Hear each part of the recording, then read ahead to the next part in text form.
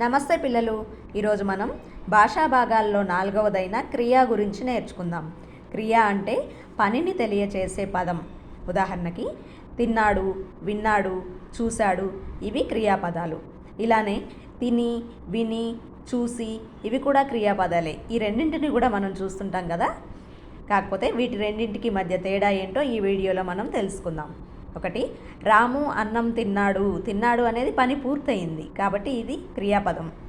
రాము అన్నం తిని అనేది కూడా క్రియాపదమే, పనే కదా అది కూడా. కాకపోతే తిని తర్వాత ఇంకా ఏదో ఉంది, పదం పూర్తి కాలేదు అది. అలా ఏంటో తెలుసుకుందాం ఇప్పుడు. క్రియ అనేవి 2 రకాలు. ఒకటి సమాపక క్రియ, 2 అసమాపక క్రియ. ముందు సమాపక క్రియ అంటే ఏంటో తెలుసుకుందాం.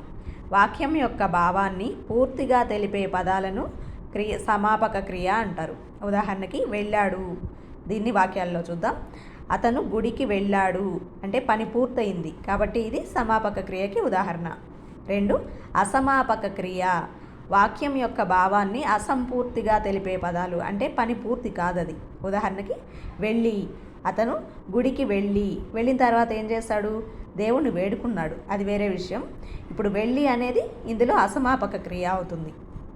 అర్థమైందా పిల్లలు? ఇప్పుడు క్షుణ్ణంగా చూద్దాం. సమాపక క్రియ అంటే పూర్తిగా తెలపబడిన పదం. ఉదాహరణ చదివాడు, చేశాడు ఇలా. అసమాపక క్రియ అంటే అసంపూర్తిగా తెలుపబడిన పదం.